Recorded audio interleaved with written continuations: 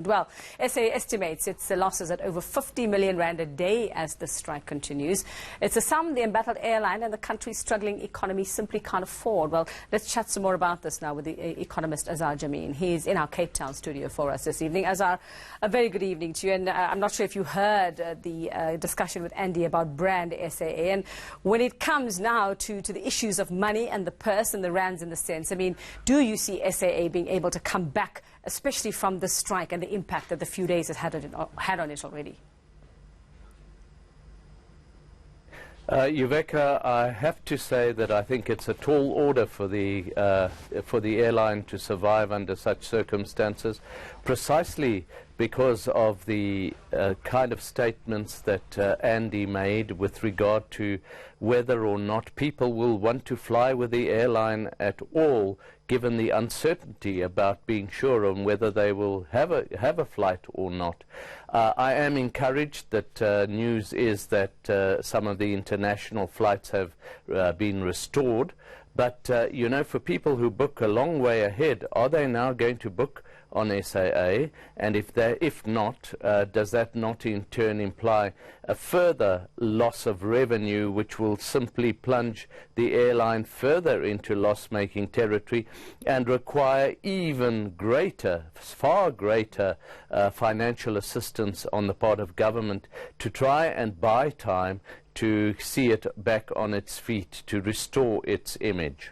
And that assistance, Azar, might not be very forthcoming after this. I mean, last month when we had government saying, yes, it will repay SAA's outstanding debt of over 9 billion rand, and we saw Tito Mboweni saying, but this has to come to an end. Now, already it's dug itself even deeper, or it's in a deeper hole than it was, you know, since that bailout already. So where would that assistance actually come from? Do you see that, you know, SAA is, how long do you see it lasting if it carries on like this?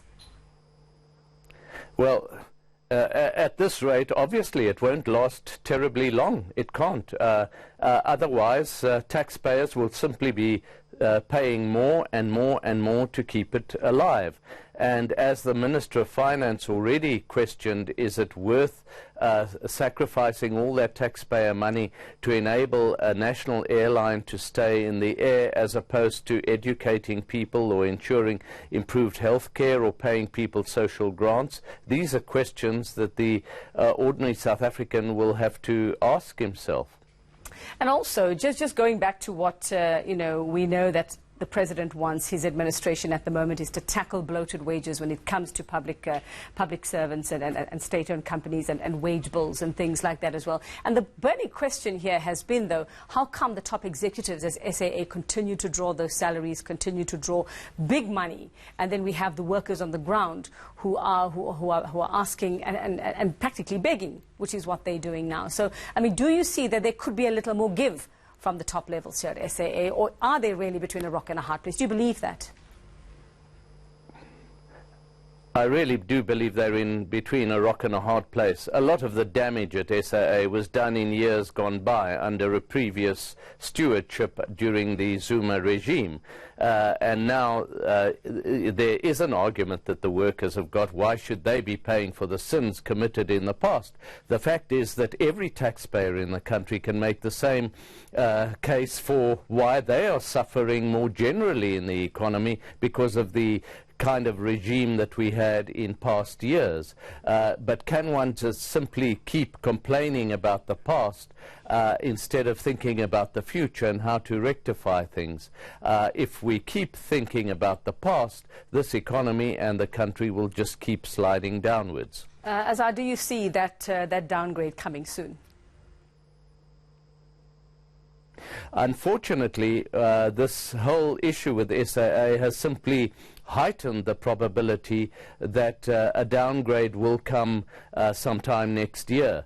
It's not going to come immediately because the ratings agencies, by their nature, first put you down on a negative outlook watch. Moody's has done so, and it's quite likely that S&P Global will do so this coming Friday when they review us again. So if we do get a downgrade, it will be next year. And Moody's has already outlined the timeline and made it quite clear on 3 separate occasions in its review that it is looking to the 2020 February budget to ascertain whether government does have a meaningful plan of action to reverse the rising trend of public debt to GDP. And this latest evidence with SAA simply kind of feeds into the notion that it won't be able to, because it'll have to pour still more of its taxpayers' money into rescuing the airline. So this is not good news for our ratings prospects.